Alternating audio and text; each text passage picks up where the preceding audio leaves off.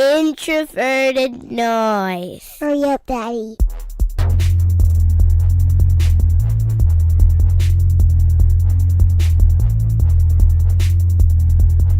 Welcome back to another episode of the Climb in the Pocket podcast. I am your host, Jayson Brown. You can find me on Twitter at BrownJayson.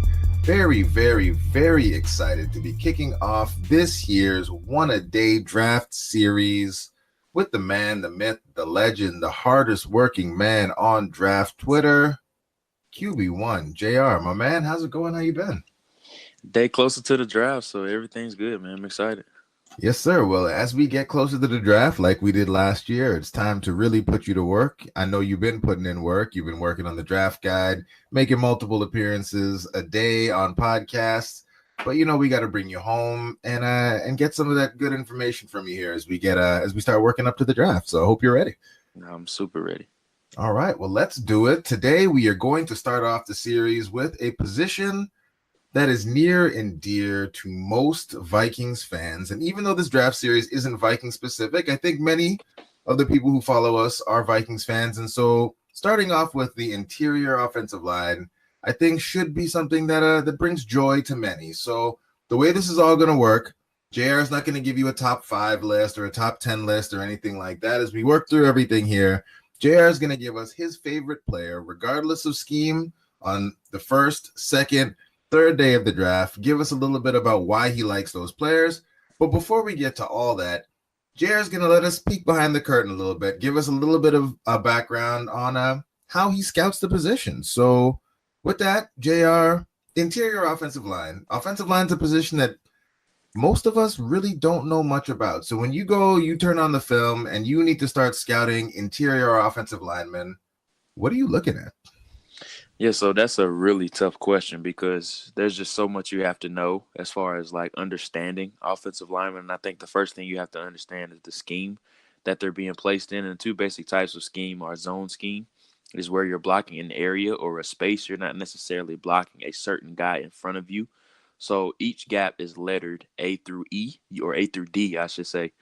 So each lineman up front is assigned a certain gap on every single type of zone scheme. So they're not necessarily blocking a man or a certain person that's standing in front of them. They're necessarily blocking a gap, whether it's a zone, whether that's to their right or to their left. And something to remember in zone schemes is that everybody should be moving the same direction. So if you see that person on film going the opposite direction of everybody else, then they're probably wrong.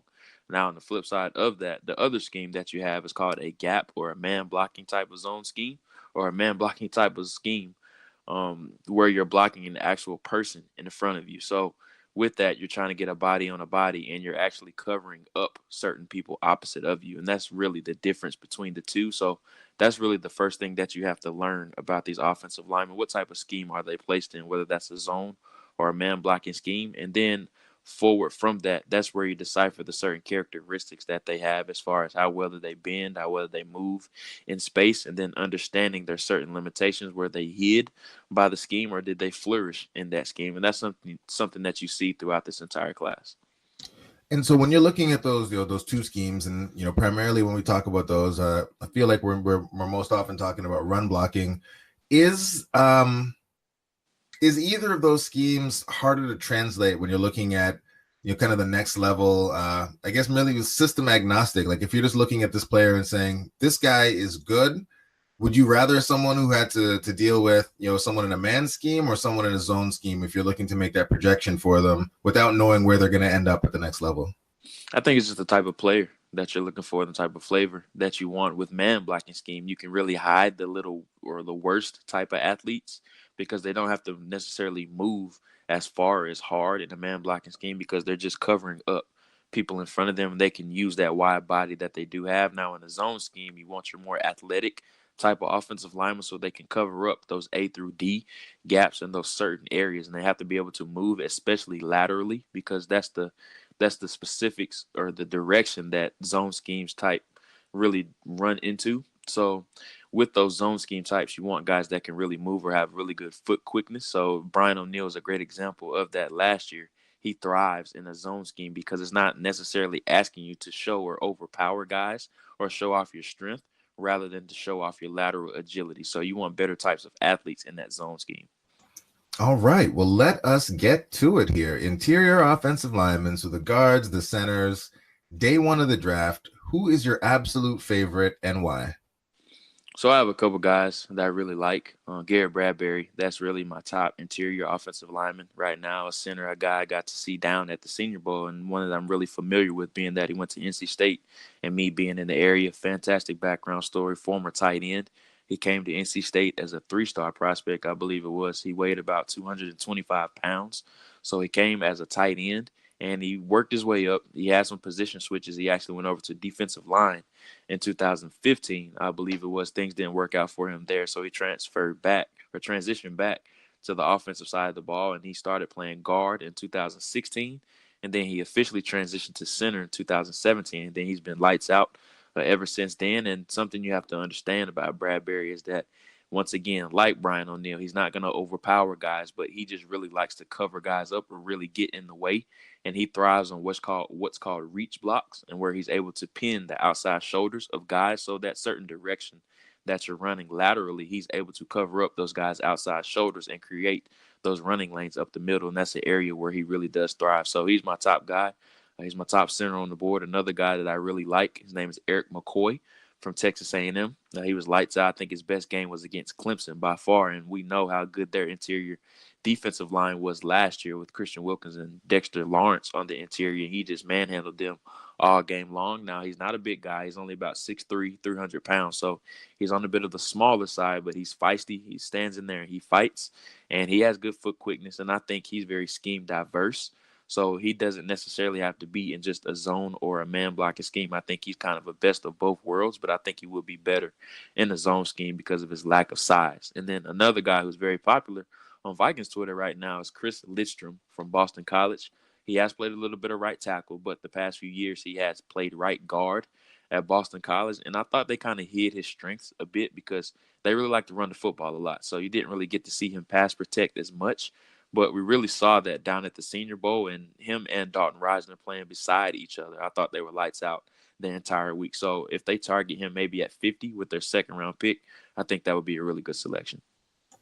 And of course, I should have known that once we get you going, I say one a day, and then, JR, he's got to give you a little bit extra. He gives you 3 right out the bat. So are all of those guys you're seeing as day one types of players, or based on your rankings? Because I know as I've started to do a little bit more work into draft Twitter, it seems, especially with the offensive line, guys are ranked kind of all over the place. There doesn't seem to be as firm a consensus on where guys are going to be ranking this year when you start to look across the different rankings across draft Twitter or the major publications.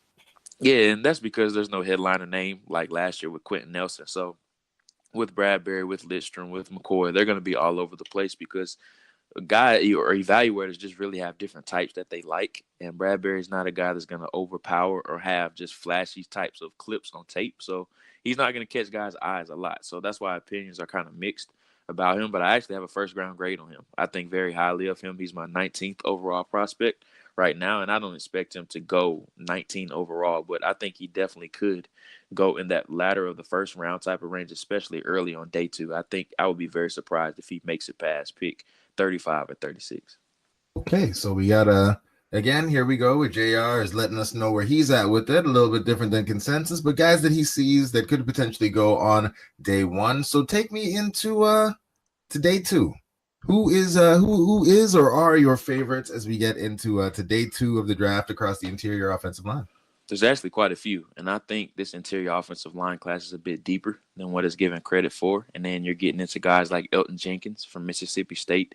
And something that's noticeable about him is that he's not going to have flashy film where he's just pile driving guys into the dirt. But you talk about a guy that just covers up guys, and he just does his assignment. He's not flashy. He just gets the job done, and he goes home. That's the best way to describe him. He's not going to, like I said, he's not going to plant guys in the turf. He's not going to be nasty or anything like that. But you look up, he's not giving up any pressures throughout the game, and he just does his job. Now, on the flip side of that, a guy that's extremely nasty, and he played for the Oklahoma Sooners, and that's Dru Samia, the guard from Oklahoma. And I think he's a bit smaller. He's only about 6'5", 305 pounds, but his body is built very linear. and you see them get overpowered at times because they did like to run a lot of power type of schemes or man blocking schemes at Oklahoma, and that's where you really saw his flaws really being exposed. But when they ran those zone types of schemes to where he can just out athlete a lot of the guys or the opposition, that's really where you've seen him flourish. A couple other guys I'll give you is Connor McGovern from Penn State and Michael Deiter from Wisconsin. I think both of those guys could be late day 2, early day 3 type of talents that could go in the 3rd or 4th round. Last but certainly not least, who are the sleepers? Who are the ones that, your team's looking to add a little bit of depth there, and some of these guys maybe fall down the board? Who are the ones that you like on the last day of the draft that could come in and help a team? Yeah, so there's this guy's not really a sleeper anymore. He was about a month ago. But Nate Davis from UNC Charlotte, who the Vikings actually had in on a top 30 visit, I think he definitely is a sleeper. He's only played guard, and he's had some issues with staying healthy, so I think he probably will go in the 4th round. I think that's the sweet spot for him. Well, you talk about that barely small refrigerator type of round build for a guard. He looks exactly like a guard. Now, he's never had or played center before, and maybe that may be his best position because only about 6'3", about 315 pounds. So maybe he does have to transition more along the interior, and he's not the best athlete in the world either. So I think he's more of your man blocking type of guard. And then another one I like is Phil Haynes from Wake Forest, a guy that played in not the East-West Shrine game, but the NFLPA, a bowl out in L.A., and I thought he really shined there. And I was reading some good stuff about him, former basketball player, so he has those quick feet that you're looking for. And another name that the Vikings have shown some interest in is Michael Jordan from Ohio State. Now, I think he's extremely raw. He's going to have to gain some strength. And he took over for Billy Price last year at Ohio State. He transitioned to center, but I don't think he is a center. I think he's more of a guard. So very linear. Like I said, he's 6'6", 315 pounds. So he would be one of the tallest centers in the league if a team does keep him there. But I think he's a guard, and I think he's probably a guy that may be 1 to 2 years away from being a starter. But initially, he's a really nice developmental piece. All right. Well, there it is. We did it. A lot of information given to you very, very quickly, and we made it, JR. A little bit of less work for you than we did last year, but a lot of information as you always do for us here. So that's it. That's all. Offensive line, interior offensive lineman, knocked out for you here in about 10 minutes with the man, QB1. And there it is. First day in the books. Hope you stick with us. We'll be doing one of these basically every day from now, every weekday from now until the draft. So, see you again tomorrow. Have a good one.